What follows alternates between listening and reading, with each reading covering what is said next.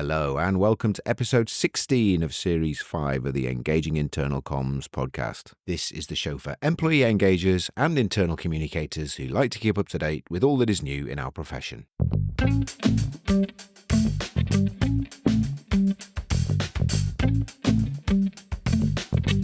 Regardless of our age or when we started our working careers, we've all seen various evolutions and changes throughout them. We'll have seen introduction of new technologies, new ways of working, new philosophies, different approaches to the way that we run our organizations and our teams. And so generational differences are nothing new. But I guess one of the things that we're starting to experience now is a deeper understanding of some of the generational differences that exist particularly between older workers and more younger workers coming into the job market. With that comes the risk of categorizing and generalizing, but it is important that we understand perhaps that younger people coming into our workforce now have had a very different experience to those that, like myself, who are getting more towards the end of our working careers. So in this episode, we're going to explore one specific generation, whether you call them Gen Z in the UK or whether you call them Gen Z in the rest of Europe and beyond, and certainly in the United States. It's a generation that generally are accepted were born around between 1996, 1995 through to about 2010, or what we now call our Gen Z workers. And some of those now are into their mid to late 20s, and some of them are actually still in their teens and still at school, yet to come into the job market. So who are they and what sets them apart from other generations? And is there really a difference between what they need and what we needed when we started our careers, again, regardless of when that was? And if there is a difference, what can we do as leaders and organizations to better integrate our Gen Z, Gen Z workers into our workforce?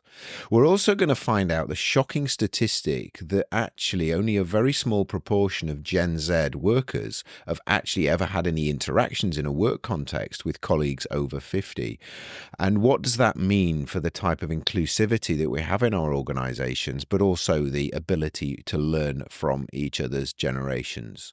So that's what we're going to be looking at in this episode. We're going to be engaging with someone who is an expert in this area, who's just written a book about this very subject. So I hope you find this an interesting and compelling discussion. Throughout her career, Anna Hislop found herself immersed in interactions with Gen Z, a new generation of young, energized, well-educated and tech-savvy free thinkers. With more than 15 years of experience, few professionals in the UK know more about the expectations and potential of Gen Z or Gen Z than Anna does. Anna provides bespoke trainings, talks and workshops to help organizations bridge the gap between their leaders and their Gen Z employees. Anna's new book, You Only Have to Ask: How to Realize the Full Potential of Gen Z at Work, dives into the strategies that help Gen Z grow self-motivation, engagement, and deliver excellent performance. So, good morning, Anna. How are you? Good morning, Craig. I'm very well, thank you. It's great to be speaking to you. Whereabouts are you in the world? Because we have our listeners are all over the world. Where are you at the moment, please, Anna? I am based in Leamington Spa in England at the moment. And that's for our international listeners. That's just, I guess, north of Birmingham. Is that in the UK? Yeah. Right in the middle of the country. Right in the middle. Yeah. So if you stick a pin right in the middle of the UK, it's not far away from Leamington Spa. So anyway, I gave an introduction there about your current work and career. Tell us a little bit about that career, Anna, but then also how your kind of interest in this generation that we're going to call Gen Z or Gen Z for our English listeners arose, and then we'll maybe go into defining a little bit more about who they are, who is Gen Z, Gen Z. But tell us a little bit more about your career first, please, Anna. Well, first of all, thank you for having me here today and for Pleasure. Your willingness to explore this topic of Gen Z in the workplace. So yes, my name is Anna Hislop. I am actually a Swede who made the big leap across the North Sea about 4 years ago. And I came here to live, to explore and enjoy the world of work and organizations. So I spend my days working in leadership development, in training and coaching. And I am also pursuing a master's in organizational psychology, business psychology. Yeah, and then I'm about to publish this book, which is very exciting. Yeah, and that's imminent. And when this episode goes out, it will be literally the week after this episode. So if you're listening to this in real time, we'll give you all that information about the book at the end and where you can get a hold of it. But yeah, so very exciting times for you, Anna. And let's talk a little bit there about this mysterious group of people that we'll call Gen Z or Gen Z. And I guess you said, yeah, thank you for covering it on the show. I think it's more than a kind of professional interest. I have two offspring. I won't call them children anymore. Who are in that category of being Gen Z or Gen Z. But let's define what are we talking about when we're talking about that? Because I know people get confused about millennials and Gen X and Yeah. all of these different categories. Who are we talking about when we're talking about Gen Z or Gen Z? Yes, so Gen Z, they are the generation born between 1995, 6-ish Mm, until 2010-ish. And mm, I say yeah, ish because it's a little bit fluent and flexible in terms of yeah, exactly the years.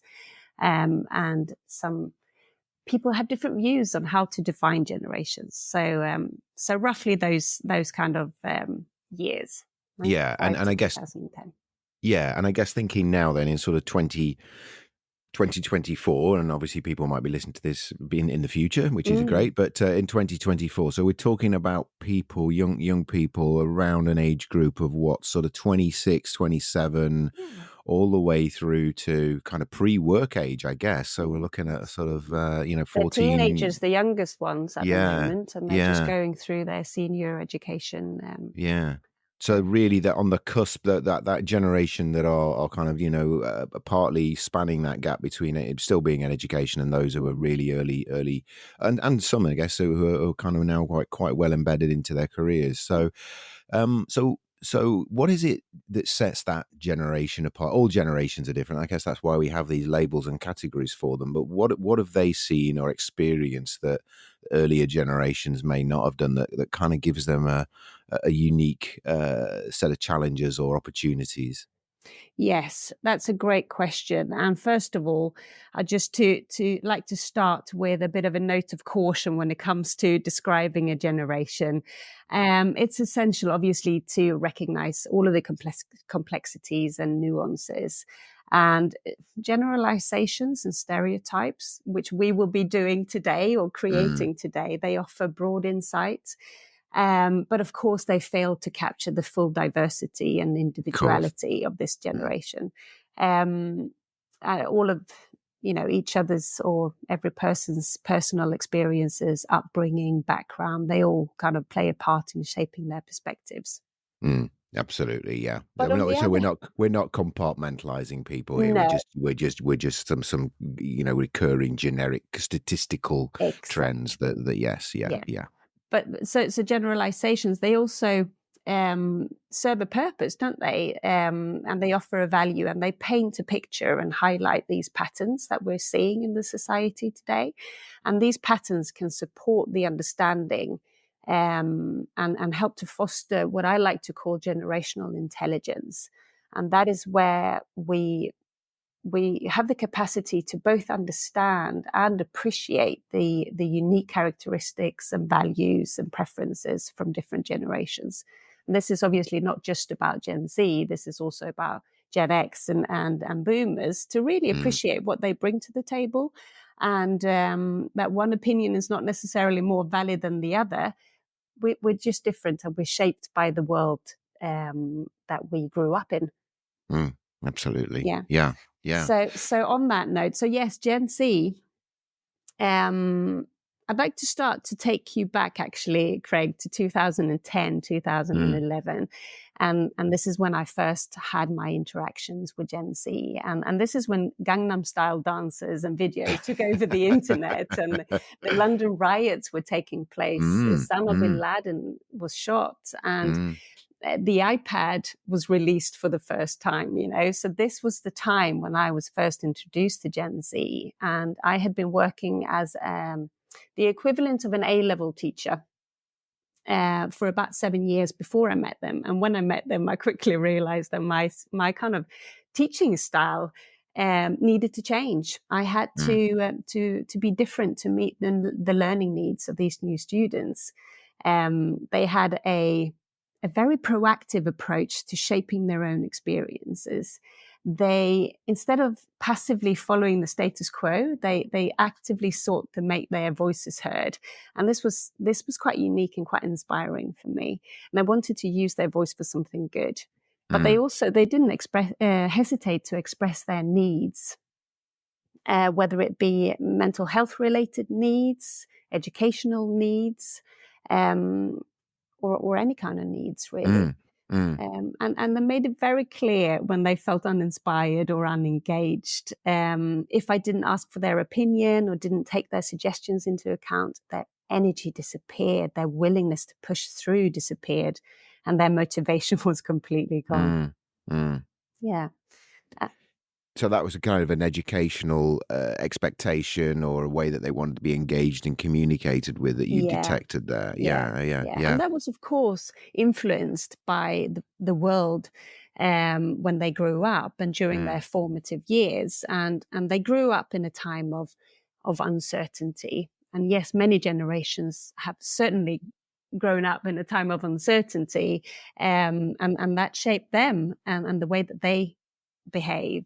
So the uncertainties that was happening when Gen Z were growing up was the economic instability during the Great Recession, their parents losing their jobs or adults in their close proximity, the banks and the housing market collapsing.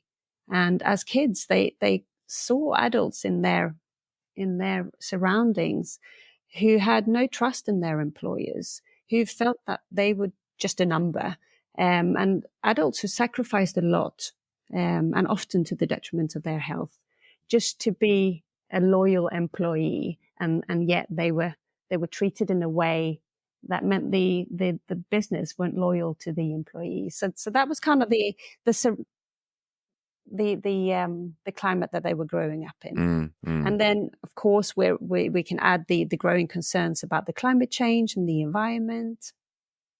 The focus on social injustice were huge during their formative years. Protests around the world demanding change, in the format of the Arabic Spring, Black Lives Matter, Me Too, really shaped their perception of the establishment, of the government and the role of the government, the police, all of those institutions, and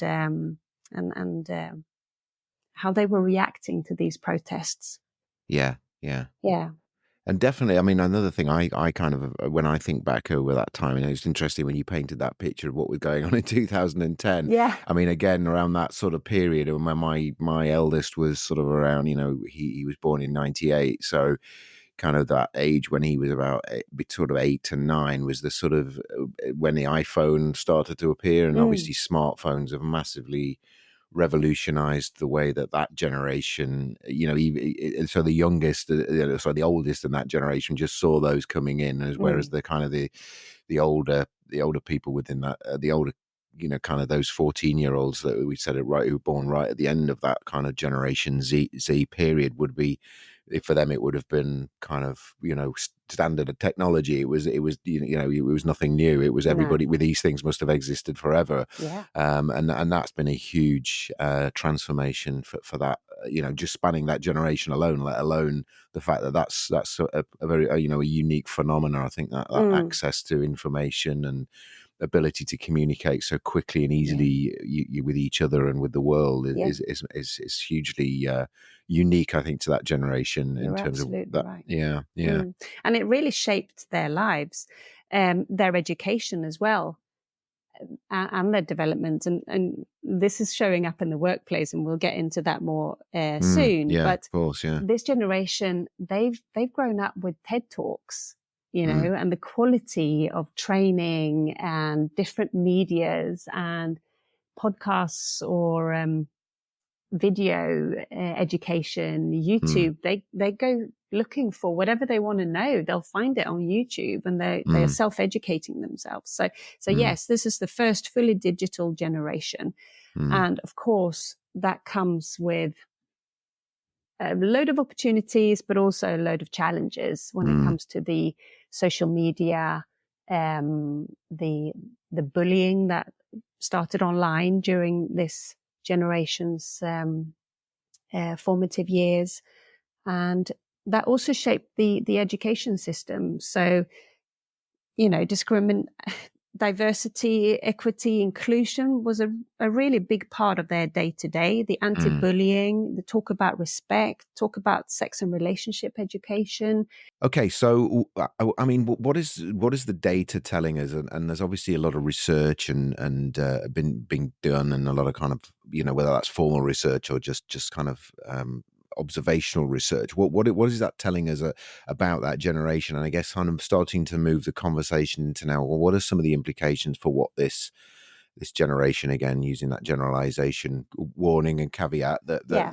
they're wanting as employees, and Mm. therefore what are leaders of Gen Z people experiencing? And you experienced it obviously as a teacher, as you said. It was your kind of my experience that you kind of realized there was this thing going on. But what are some of the background research, and also how does that then kind of lead into what we need to be thinking about as managers of Gen Z employees? Yeah. That's a great question. And I'll Mm, just start very generally there and actually pick up on the media narrative here and what many employers are saying. They're painting the picture that Gen Z they're being entitled, they're having unrealistic expectations, they're mm, impatient, and they're really difficult to manage. So that's what I see in the press, on the online, and when I speak to leaders in different organizations, almost on a mm, daily basis. mm, Um, so that's their reality. And then when I speak to emerging leaders, talents, etc., Gen Z, um, they arrive in the workplace and they notice a massive clash of expectations. They mm, speak of uninspiring leadership. They speak of poor development opportunities and a lack of trust. And mm, they're claiming that they're not getting enough feedback. They feel questioned when they try to set healthy boundaries, etc. And they sometimes feel undervalued and unfairly compensated. So mm, that's kind of the reality that we're trying to manage in today's workplaces, these mm, different perceptions of what work is about.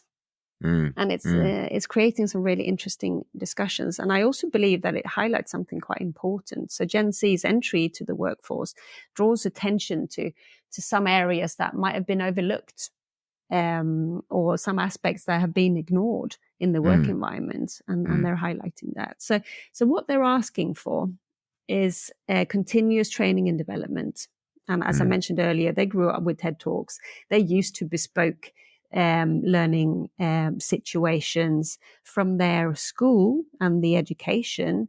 They had individual support. They got used to these learning adjustments based on their individual needs. And the teachers, they were educated about neurodiversity and how to work with students with different diagnoses. So that was kind of the reality when they were growing up. They were used to this sort of one-to-one support in some instances, yeah, and regular developmental feedback based on their own individual goals. So clear expectations, super clear criteria for success.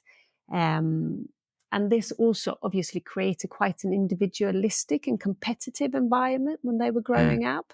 And this has mm, also been transferred into the workplace.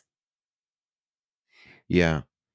And yeah, that's really interesting. I'm kind of reflecting on that because I mean, a lot of I get frustrated, and I'm not naming any individual clients, but I get frustrated when I hear clients using performance management processes that are really just geared towards kind of procedural Mm, compliance mm, and ability to be able to say that they've kind of ticked boxes, and not kind of thinking about it as a process to develop and grow and mm, individualize kind of development plans based rather than just ticking the box and yeah.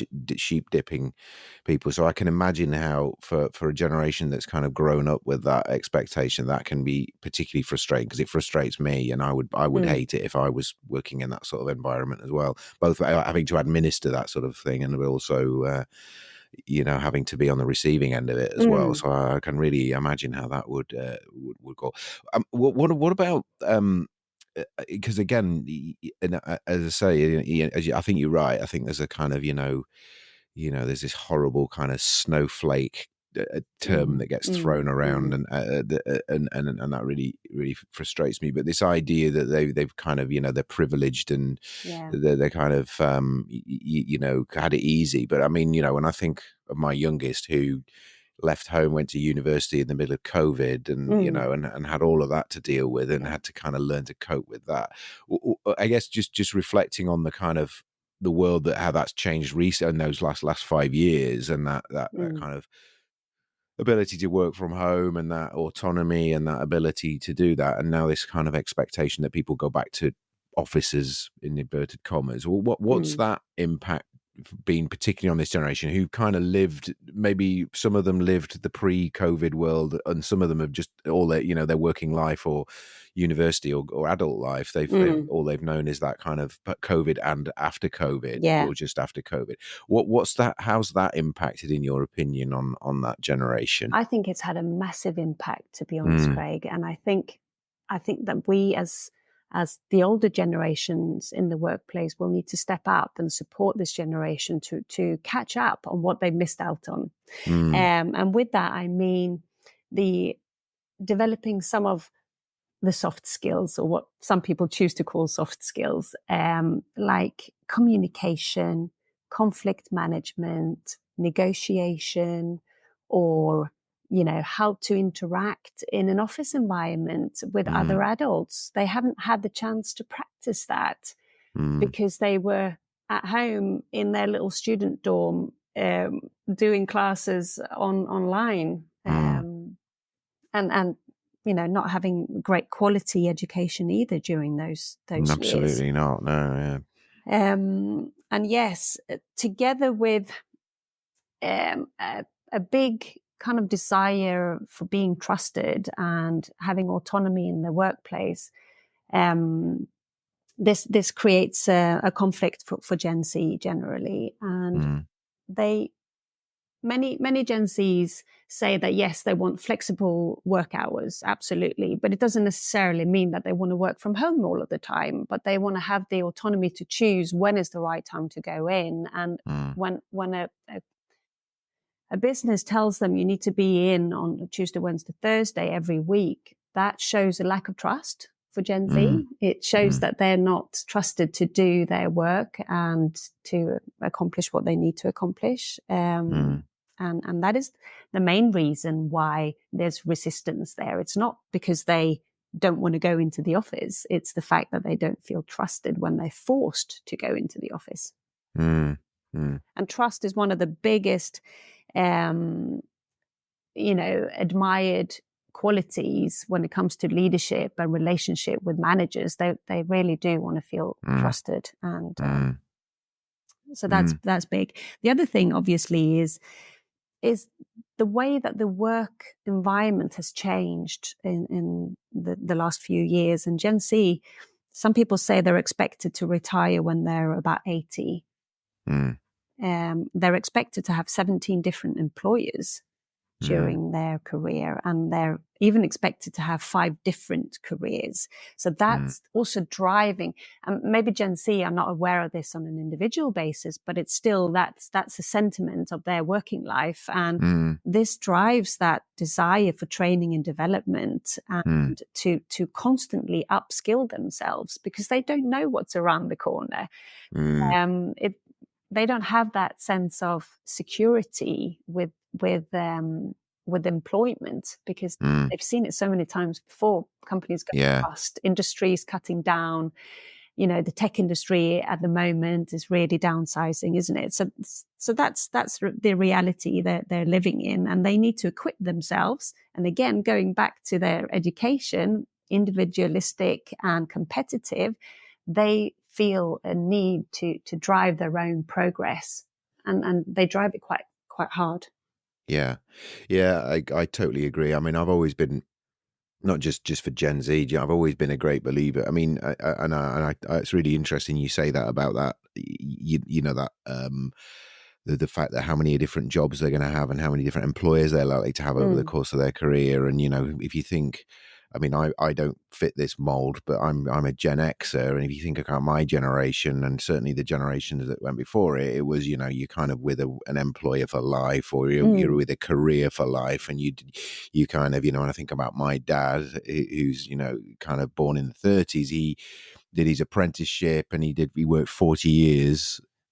I mean, there was a lot of technical change that went on during his time there, and mm, what he started doing was different to what he ended up doing, but the actual purpose of that job was the same. It was just the way he did change. So he had, like, basically did the same thing for 40 years, mm, and now that for me, that, you know, that is a really weird thought. But for this generation, I mean, it's even more weird. And I think, you know, when I think about it, and I've always thought this anyway, is that, you know, the organization, the psychological contract that organizations should have with their employees is that, you know, we recognize that this might only be a temporary relationship, but how do we get the best out of that for each of us? So that means, you know, we'll develop you and grow you, like, mm, you know, like, I can't remember, it's a Richard Branson saying, isn't it? Or like, mm. train people like they're going to stay, or treat them like they're going to quit. I can't remember which way around it is, but anyway, it's like, basically, give them all the skills they're going to need to help them leave if they want to, but Mm, actually treat them like you want to keep them, yeah, and have that kind of relationship with them. And to do that, they need to, you know, listen and learn, but also give you their 100% of effort. And I think if you've got that kind of psychological contract, mm, you know, it's kind of, it's symbiotic then, rather yeah, than we're tied to each other and chained. You know, I'm chained to this job and I can never do anything different. And I think for Gen Zs, you know, when I think about my two, that's kind of, I hope that's the kind of philosophy they have with their yeah. careers going forward as well. Mm. If, you know, not that I don't think either of them, well, particularly my youngest, is going to have a conventional career.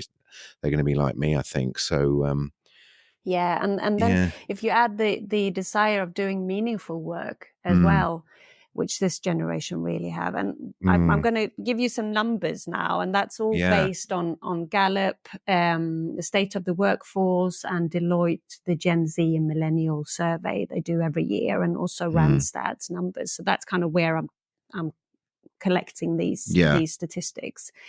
So 50% of Gen Z would leave their jobs if they didn't find it fulfilling. And with Mm, fulfilling, they mean if there's a lack of growth and learning or no yeah. meaningful contribution. So it's more than just the work you're doing on a daily basis. You want it to be serving a greater good. Yeah. Um, yeah, and with that, obviously comes a bit of stress and burnout, etc. So 46% say that they feel stressed, anxious, or burnt out on a daily basis due to the intensity and the demands.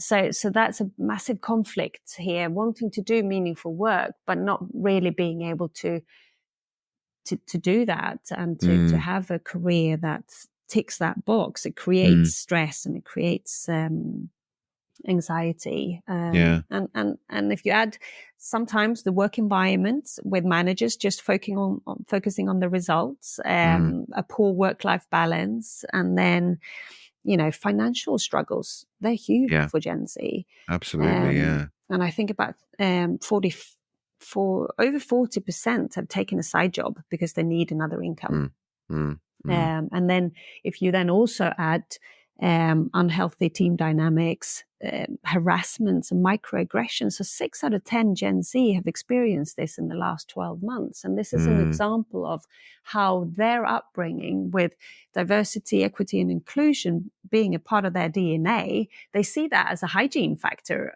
mm, for work. They just expect it to be there, and when they mm, notice that it's not, it's a massive conflict for them. So mm, so that kind of harassment and microaggressions, what we thought was okay in the past is no longer okay, and that's adding to their stress and burnout. mm, And as I mentioned, the financial side of things, 61% say that it's harder or impossible to buy a house for mm, themselves. And mm, 50% says it's harder or impossible to start a family compared to, you know, 1 or 2 generations ago. mm, So that is top of mind for them for sure.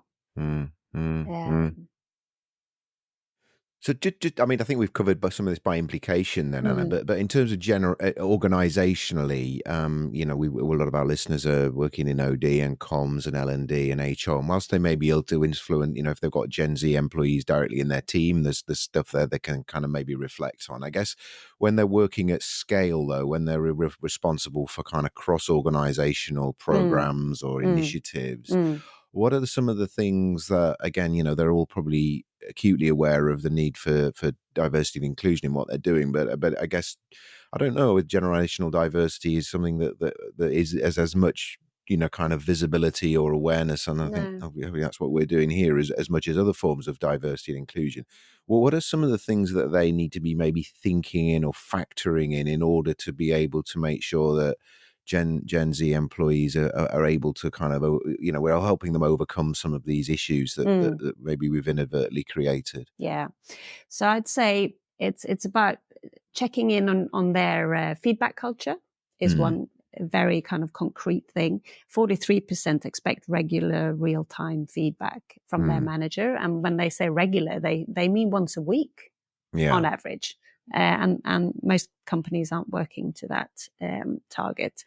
The other thing is to recognize that trust, support, and care are considered to be the top leadership characteristics Mm, for this generation. And I think that could possibly shape the way that we lead in our businesses today, and to mm, be aware of that, and to consider that when communicating with this generation. mm, 30% say that they would work even harder if they had a supportive manager, for example. mm, And 37% say that they would leave if the support was missing.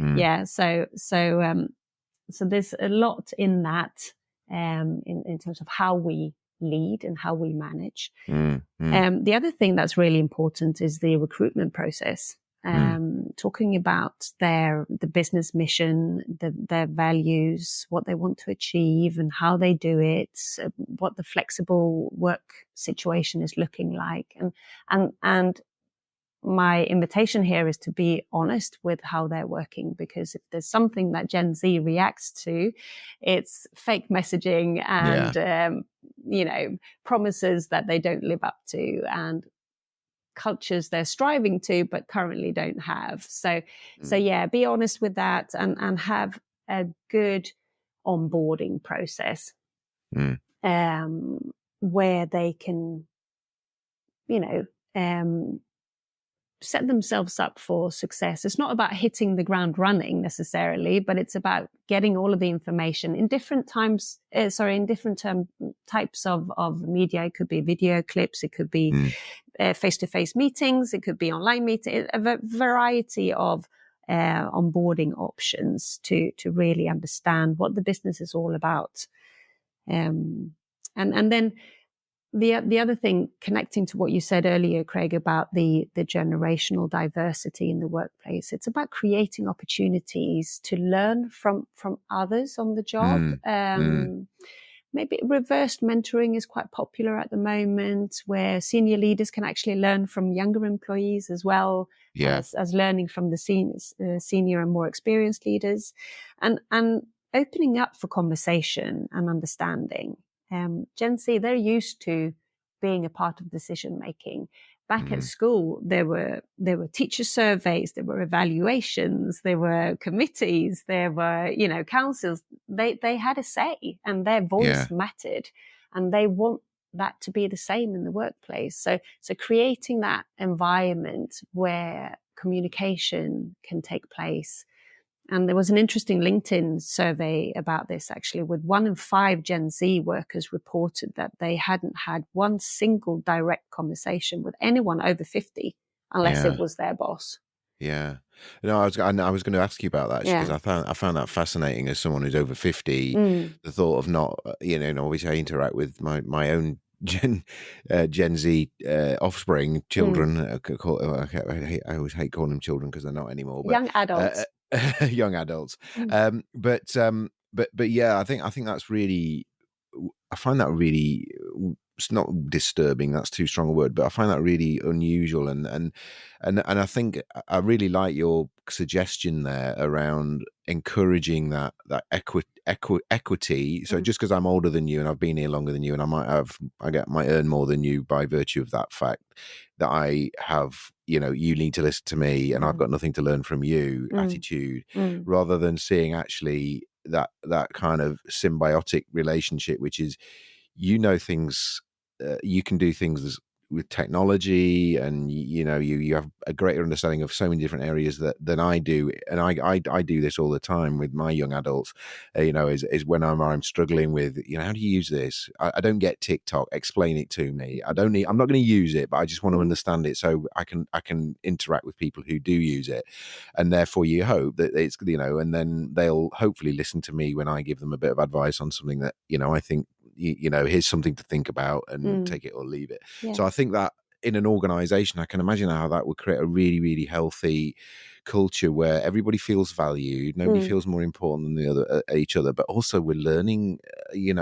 I'd love to learn from a Gen Z yeah, person about loads of stuff that I know they know that I don't, yeah. and for them to teach me, and for them, equally to be responsive to stuff that I might be able to help them with, that might sort of iron out some of their pains and shorts, Mm, give them a shortcut to what they're trying to achieve, and save a bit of time and friction. So yeah, yeah, I yeah. really like that idea. And And if we just think about this for a minute, then mm, in a couple of years' time, they will make up 30% roughly of the world's workforce, of course, yeah, and in some areas they will make up even higher percentages, the Latin America and Africa, for example, with 50% of the workforce. Um, but this also means that they are 50/30 or whatever percentage of the consumers in the world. yeah, And if 55 plus year olds are setting the strategies and the product development, etc., then and not being interested in even communicating with their own colleagues. So yeah, 40% of those over 55 hadn't spoken to a Gen Z colleague in the past year either. yeah, Um, so it's that kind of lack of interest, mm, but it also means they don't necessarily understand their customers. mm, mm, So that's very much another so. little twist to it. Mm. Anyway, Anna, we could talk about this all day. I want to make sure we've got enough time to talk about your book. So, Mm, tell her. Do you want to read out the title again? Because I read it out earlier, yeah. it'll roll off the tongue more easily for you. Tell us about the book, and tell us a little bit more about what it includes, and how our listeners can use it if they get a copy of it. Yeah. So it's called You Only Have to Ask: How Mm, to Realize the Full Potential of Gen Z at Work. And the word realize here is actually quite important because it has two meanings. First of all, it's the meaning of realizing that this generation has something to offer that is important for all of us. Yeah. mm, So realizing that. And then the second part of the meaning is, understanding how to realize it, how to make it mm, happen, how mm, to get the best out of this generation. And given what we now know about what shaped Gen Z, and how they show up at work, it makes complete sense that they won't respond well to traditional management styles. And just like I had to adapt my teaching style back in 2010, we also need to adapt our leadership and management style to mm, meet this generation's needs. And when I speak to senior leaders about this, some of them absolutely get it, both emotionally and intellectually, logically, but they don't know how mm, to make this change. mm, And often that means they don't make the change. And mm. often it means then that Gen Z employees are leaving their business, and often without telling them why, because that's a Right. Gen Z trait as well. They don't want to speak to these older people and give the reasons. Mm, So that's why I believe this book is so important, because it gives the framework to follow as a manager. And it's all based around communication. mm, It's 8 questions that we all ask ourselves that we want to have the answers to. We might know the answers, but we'd never share it with the leaders, or the mm, leaders don't ask us as employees. mm, So the first question is, do I really understand what is expected of me? And that has so many levels to it. If you think about Yeah. it, your boss, your team, your peers, your customers, admin office, who am I serving, Yeah. and what are the expectations of these different functions? Yeah. Do I know why it's expected of me? So what about me makes me the right person to do this job? Um, and why should I do it? Yeah. What is the big picture? And you're the expert on this, Craig. Yeah. Does it align with what I want to be doing? Do I Mm. agree? That's the third question, and that Mm. talks about the mission and the vision. Mm. Um, who cares about the Yeah. work that I do? That's a Yeah. massive thing for Gen Z. And can I do what's expected of me? So that talks about, um, the things needed for feeling a feeling of self-efficacy. Yeah. The processes, are they in place? Do I have the right training to do my job? Do we need the whole team to get engaged, etc.? So the question of can I do it, involves those different pieces. And then Mm. the sixth question is around, am I confident doing what is expected of me? And that talks about the stretch zone, and when we're kind of moving into the panic zone almost in Yeah. different parts of our role, etc. And Gen Z, they don't put their hand up to say, I'm struggling. They suffer in silence. Right. And this is why it's so important for the manager to recognize this and to start asking these questions. Right. The seventh is do I know how I'm getting on? So that's connecting to the feedback culture Yeah. and the importance of getting feedback. And then the last question is, am I happy with what I'm getting out of it? So the Mm. rewards, the benefits, the financial side of things. Mm. Mm. Yeah, so those are the 8 questions, and Mm. it's packed with strategies and questions that you can use to get to know your Gen Z employee and understand why this is so important for them. Yeah, fantastic. Well, I really like those. I love those questions. There's some of those are actually not dissimilar to ones we use when we're asking clients to articulate their big picture.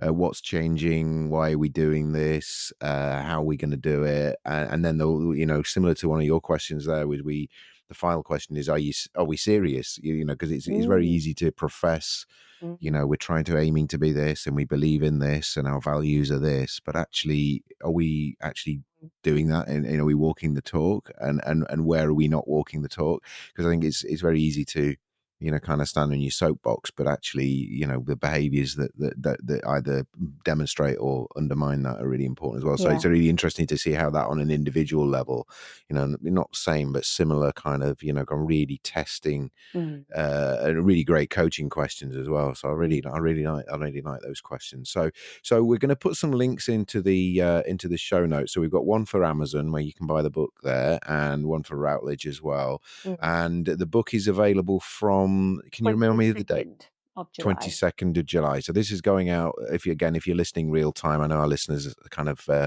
listen to this sometimes in the future. So if you're listening to this after the 22nd of July, did you say? Yeah. Mm. If you're listening to this after the 22nd of July, then you'll be able to get the book. If you're listening to this on the day it's gone out, then I guess it's available on pre-order, Yeah. and you can get it. So yeah, that sounds like a great read, and I'll be looking up my copy of that. We're also going to put in the show notes a link to your LinkedIn profile, Anna, if that's okay, just so Absolutely. people want to speak to you directly, they can reach out and have a conversation with you. Are there any, and if there's any other links you want me to put into the show notes, Anna, just let me know. Yeah. Yeah, sure.